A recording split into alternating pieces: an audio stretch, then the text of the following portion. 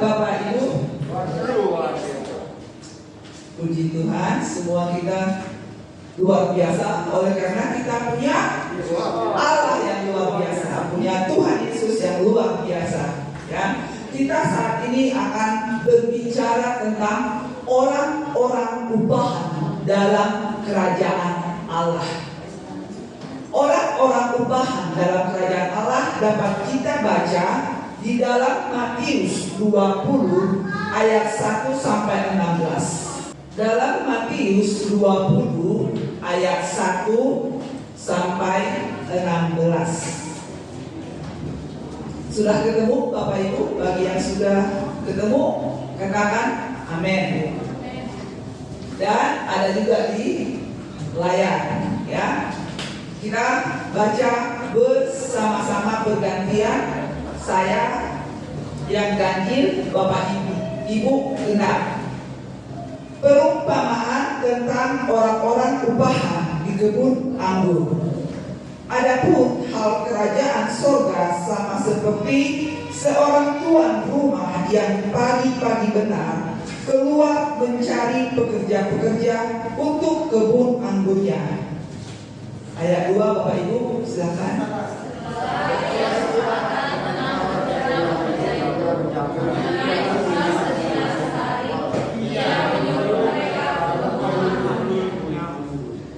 Kira-kira pukul 9 pagi ia keluar pula dan dilihatnya ada lagi orang-orang lain menganggur di pasar. Katanya kepada mereka, pergi jualah ke kebun anggurku dan apa yang pasar akan berikan kepadamu. Dan mereka pun pergi. Kira-kira pukul 12 dan pukul 3 petang ia keluar pula dan melakukan sama seperti tadi. Kira-kira pukul 5 petang ia keluar lagi menemui orang-orang lain pula. Lalu katanya kepada mereka, mengapa kamu menganggur saja di sini sepanjang hari? Kata mereka kepadanya, karena tidak ada orang yang mengupah kami. Katanya kepada mereka, pergi jugalah kamu ke kebun anggurku.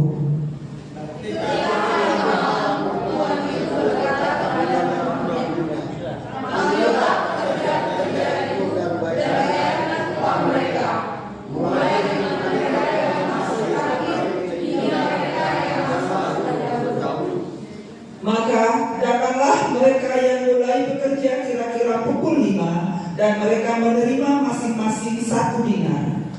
Kemudian datanglah mereka yang masuk terdahulu, sangkanya akan mendapat lebih banyak, tetapi mereka pun menerima masing-masing 1 dinar. Ketika mereka menerimanya, mereka bersungut-sungut kepada tuan itu.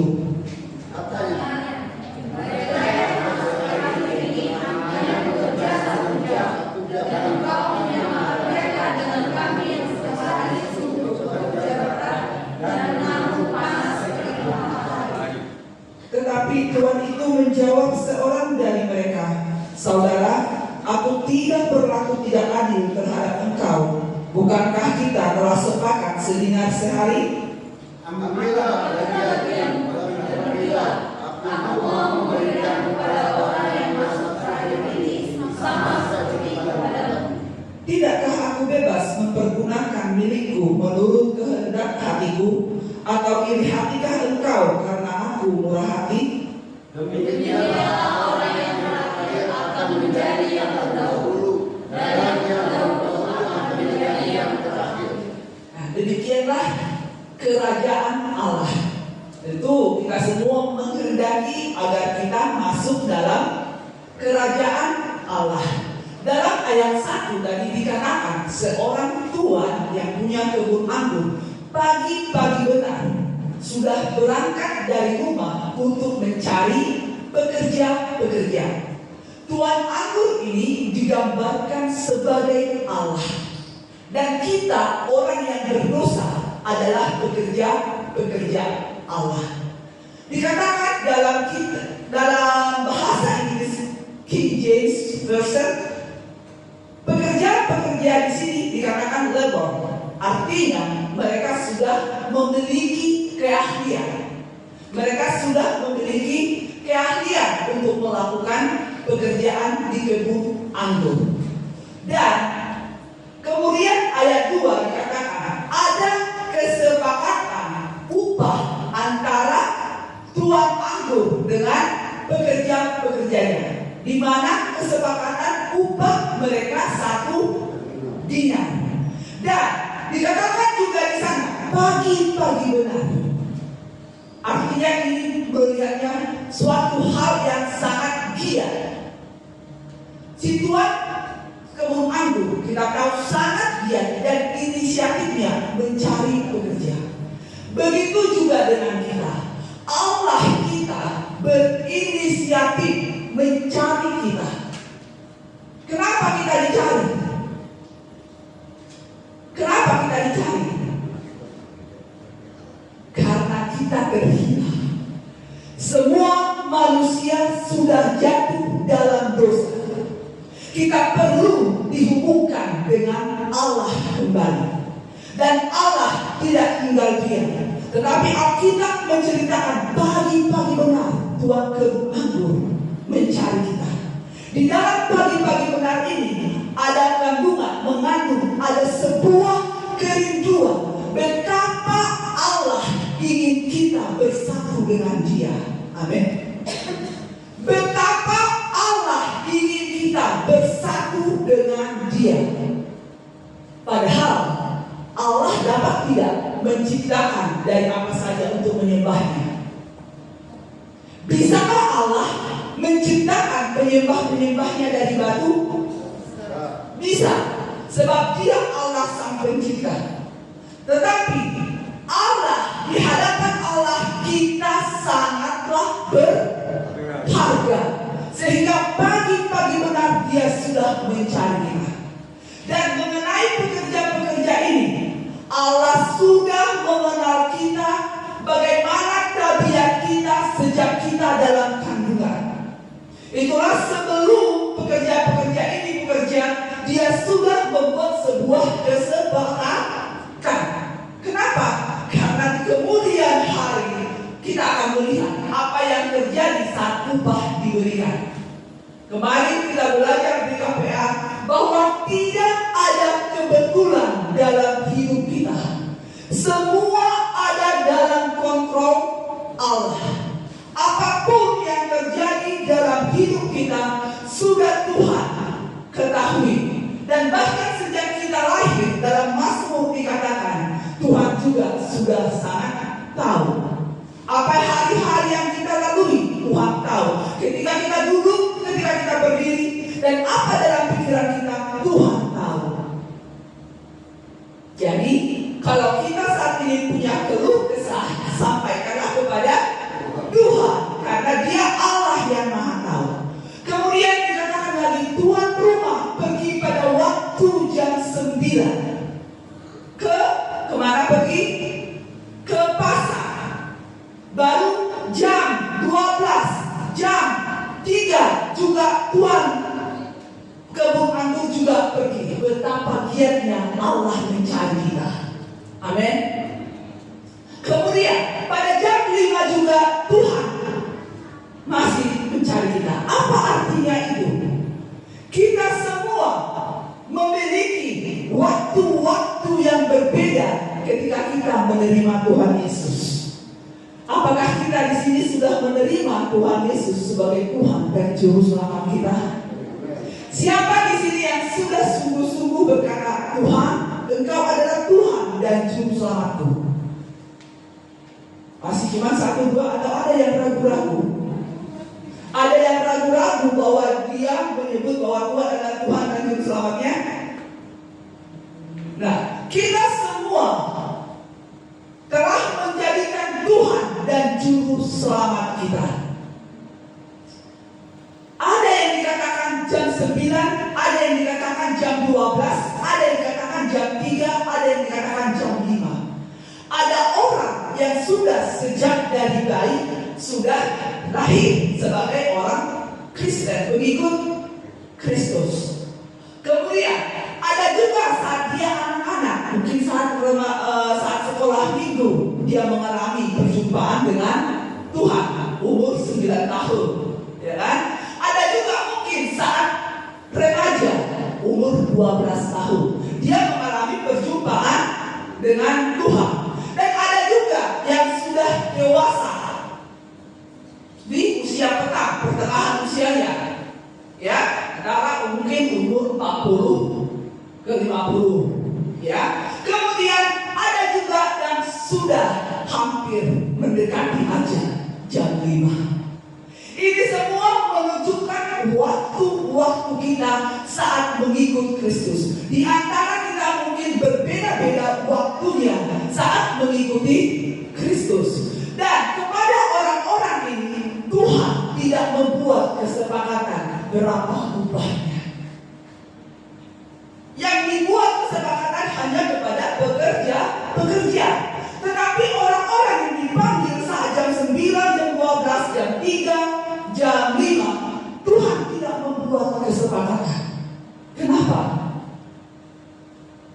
Mereka hanya bisa percaya kepada Tuhan atau kepada Tuhan tersebut, bahwa Tuhan tersebut akan memberikan upahnya seturut dengan keadilan Tuhan tersebut.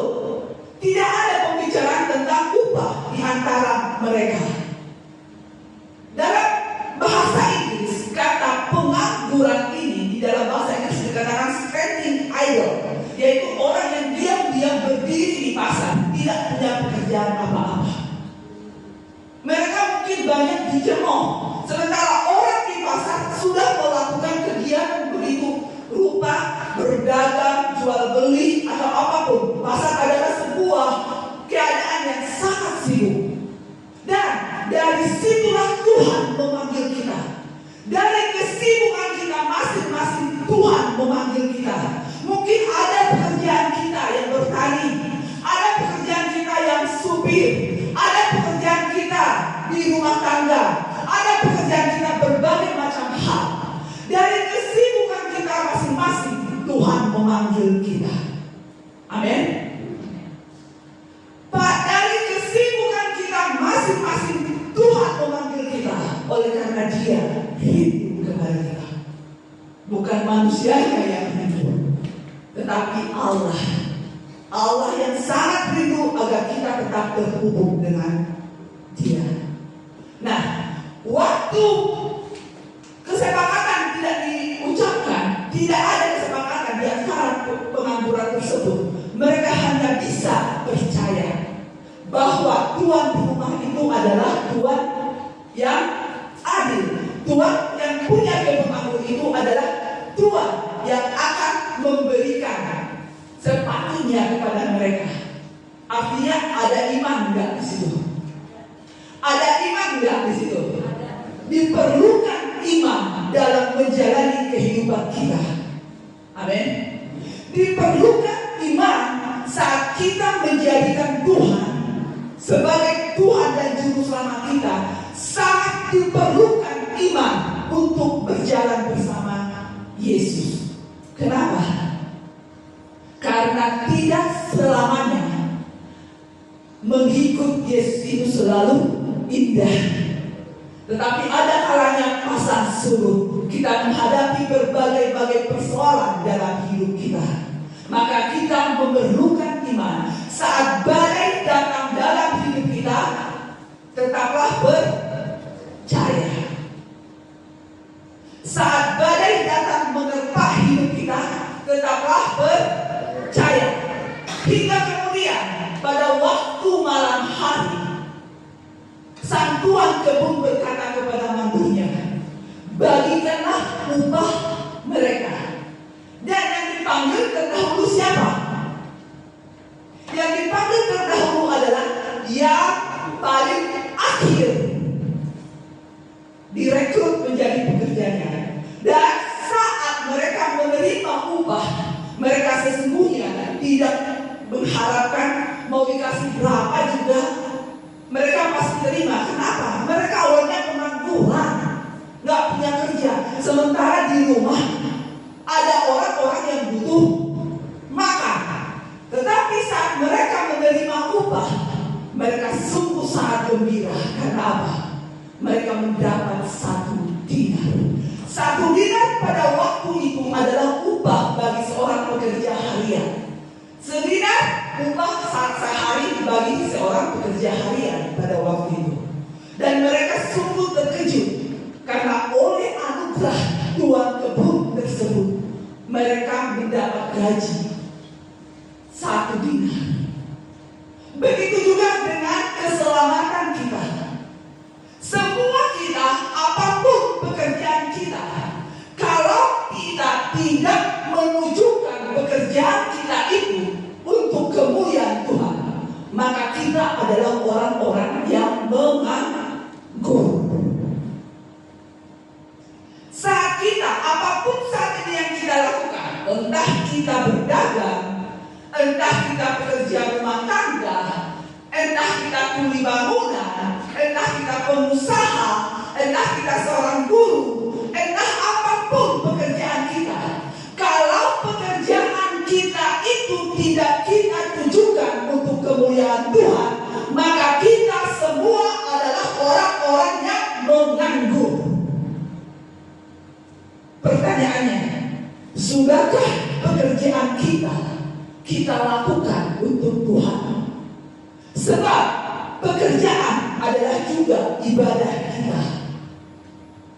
Saat kita menunjukkan pekerjaan kita kepada Tuhan, itu adalah ibadah, termasuk ibadah yang sejati juga.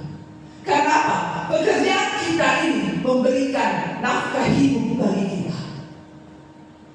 Dan itu adalah cara Tuhan untuk memberkati kita.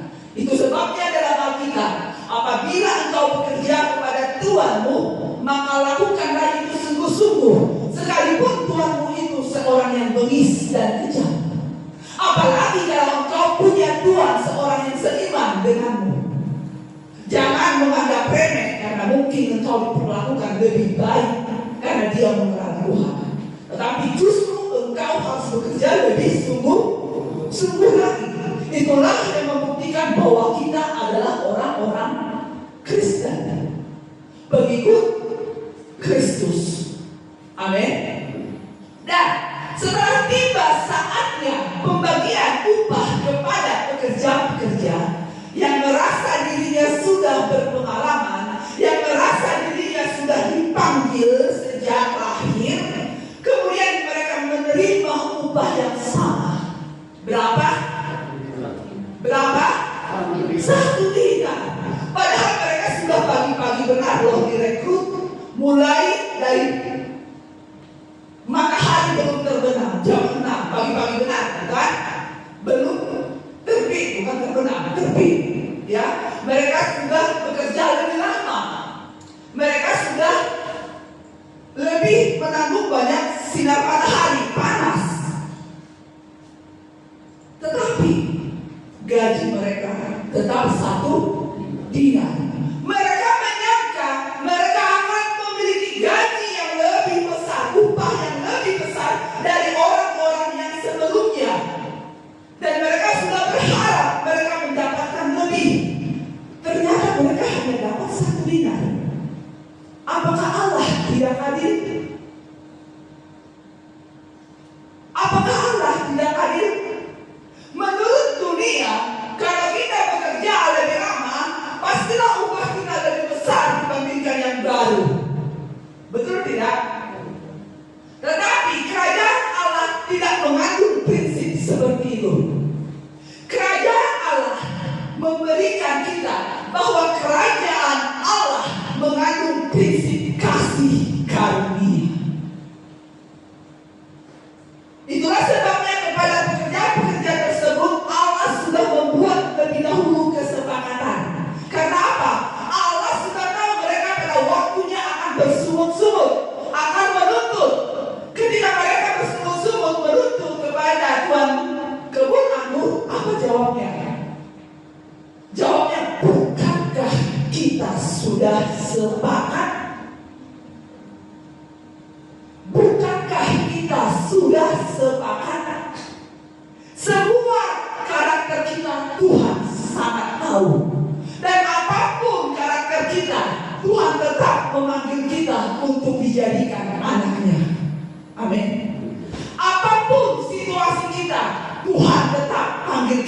untuk menjadi anaknya. Dan ketika tuan kebun anggur tersebut berkata, bukankah kita sepakat? Apakah di situ tuan kebun anggur adil atau tidak? Adil atau tidak? Nggak ada yang jawab. Kenapa adil? Sudah sepakat.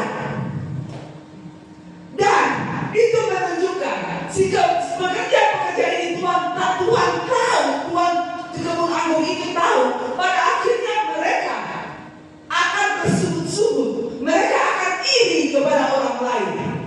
Maka bagi siapa yang masih menyimpan iri hati di sini, berhati-hatilah, sebab iri hati tidak ada dalam kerajaan surga. Jangan bersaing. Misalnya ya, ini hal yang sederhana. Misalnya kita lihat si A punya baju baru, kemudian kita kepengen dong beli lagi baju baru. Besoknya si B punya baju baru, kita juga kepengen punya baju baru. Akhirnya apa yang terjadi? Dapur tidak mengepul. Mau tidak? Kemudian yang terjadi, kita salahkan siapa? Sering kita menyalahkan Tuhan atas kebodohan kita. Kitanya yang tidak bisa mengatur, memanage apa yang Tuhan percayakan kepada kita.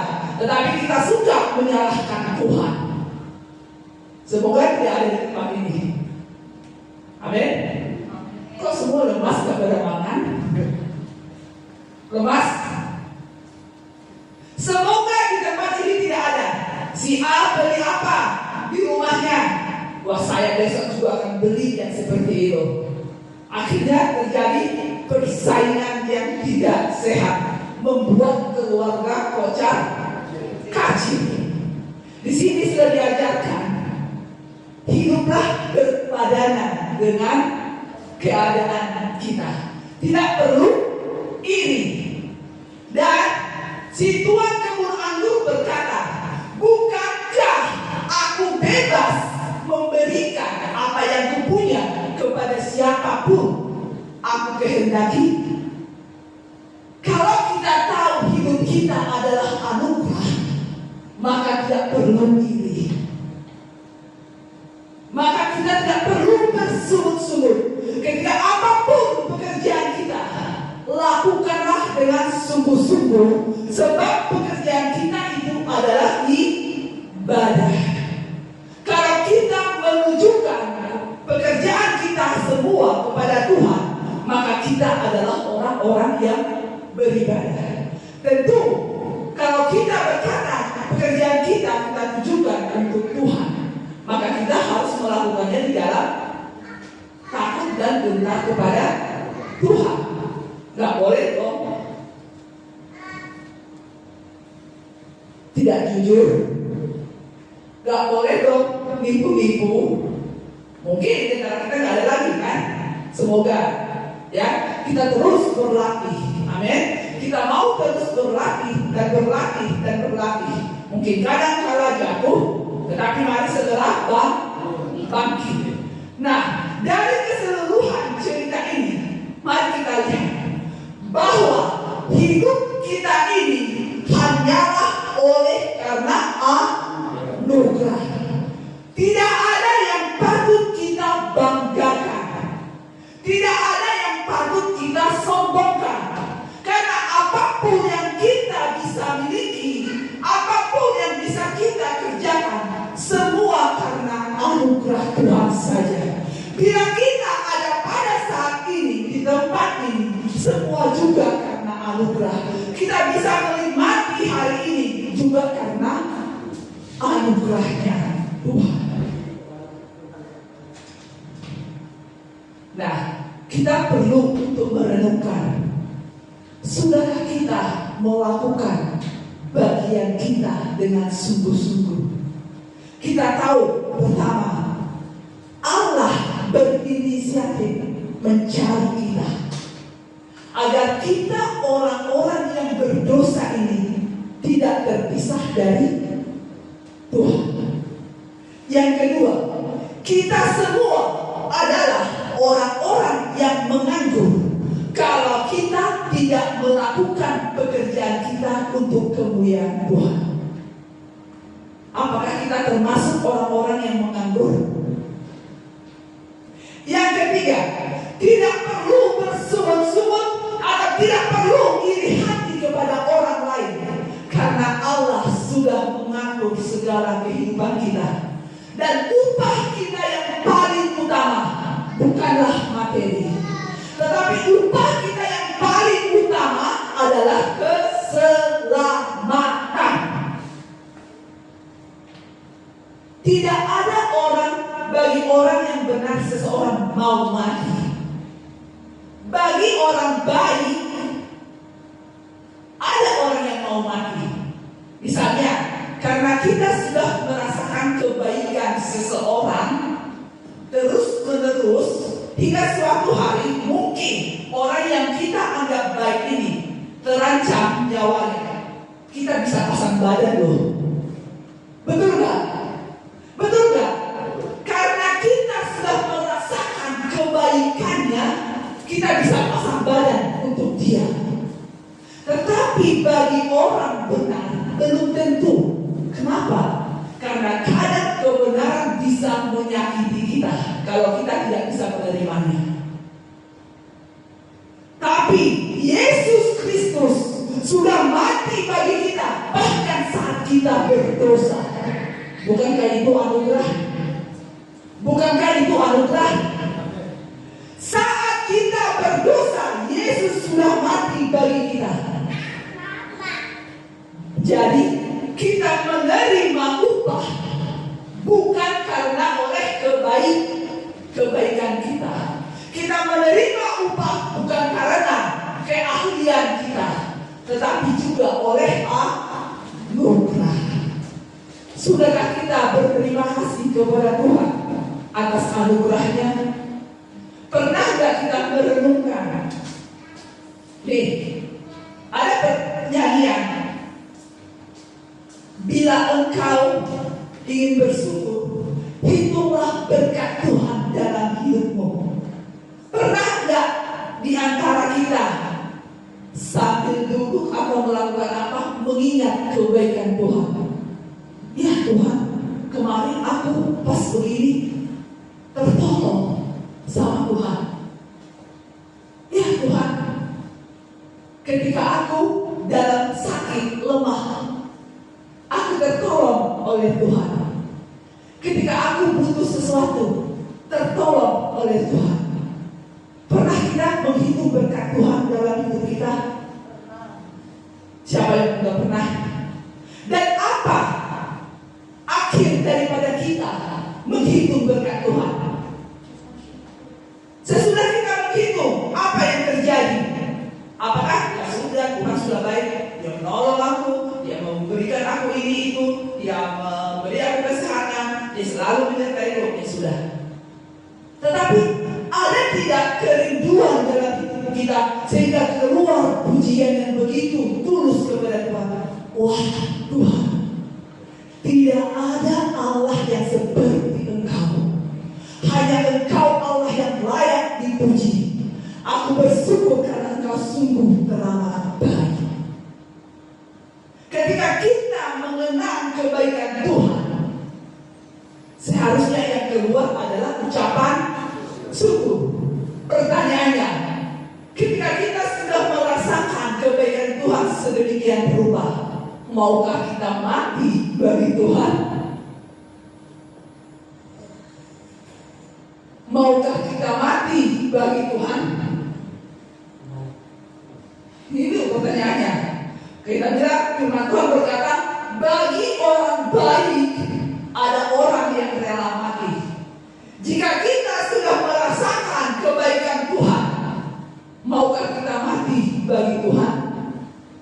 Mungkin kita akan berkata, tunggu dulu Tuhan, tunggu dulu, aku takut Tuhan. Demikian juga mungkin diri saya. Tetapi kalau kita melihat bahwa Allah penuh kasih karunia, kita akan dimampukan mematikan kedagingan kita. Amin. Itu yang paling utama. Tuhan mungkin tidak menghendaki kita memberikan nyawa kita agar kita mati martir. Tidak semua orang punya kesempatan untuk mati martir. Tetapi Tuhan pada saat ini menghendaki kita bahwa kita harus mematikan kedagingan kita. Kita harus mematikan sifat-sifat kita juga yang masih perlu diperbaiki. Maukah kita? Maukah kita? Dan ketika kita sudah bekerja sedemikian rupa, melayani Tuhan sedemikian rupa, baik di rumah, baik di gereja, ketika kita sungguh-sungguh sudah melakukannya, maka kita harus berkata, Tuhan, aku ini hanyalah hamba yang melakukan apa yang harus kulakukan. Amin. Jadi tidak ada yang perlu disombongkan. Mari kita tundukkan kepala, kita renungkan betapa baiknya Tuhan dalam hidup kita.